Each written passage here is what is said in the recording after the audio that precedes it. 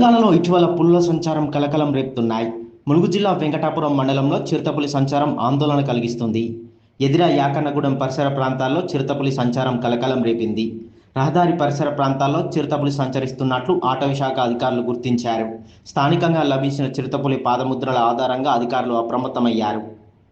వెంకటాపురం మండలంలో భద్రాచలం ప్రధాన రహదారి రాళ్లవాగు వంతెన సమీపంలో రోడ్డుపై అర్ధరాత్రి సమయంలో చిరుతపులి కనిపించడంతో ఆ మార్గంలో వెళ్తున్న వాహనదారులు తమ సెల్ ఫోన్లో చిత్రీకరించారు. ఆ దృశ్యాలు సామాజిక మాధ్యమాల్లో పోస్ట్ చేయడంతో ఈ ఘటన వెలుగులోకి వచ్చింది. ఈ నేపథ్యంలో ఫారెస్ట్ అధికారులు అప్రమత్తమయ్యారు. క్షేత్రస్థాయిలో పర్యటించారు. రాళ్లవాగు వంతెన సమీపంలో కల్వట్టు వద్ద చిరుతపులి పాదముద్రలను గుర్తించారు.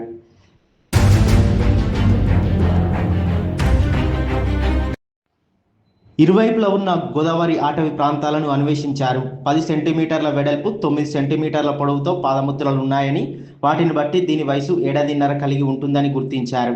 చిరుతపులి కోసం ఫారెస్ట్ అధికారులు గాలింపు చర్యలు చేపట్టారు. దానిని బంధించేందుకు ట్రాప్ కెమెరాలు ఏర్పాటు చేశారు. మండలంలోని పలు గ్రామాల ప్రజలు అప్రమత్తంగా ఉండాలని, తమ ఇండ్ల బయట ఉండేటటువంటి పశువులను జాగ్రత్తగా చూసుకోవాలని అధికారులు సూచిస్తున్నారు. ప్రజలు అప్రమత్తంగా ఉండాలని గ్రామాల్లో దండోరా వేయించారు. చిరుతపులి సంచారంతో ఆ గ్రామాల ప్రజలు భయాందోళనకు గురవుతున్నారు.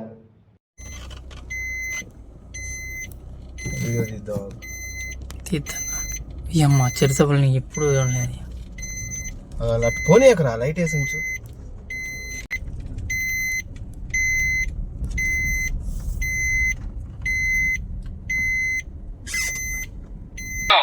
వైల్డ్ యాక్ట్ 1972 ప్రకారం యావజ్జీవ కారాగార శిక్ష 5 లక్షల జరిమానా విధించబడును. ఆవులు, మేకలు అటవీ ప్రాంతాల్లో తీసుకుని వెళ్ళరాదు. అటవీ దగ్గరలో ఉన్న వ్యవసాయ భూముల్లో గాని, గోదావరి పరిసర ప్రాంతాల్లో గాని వెళ్ళరాదు.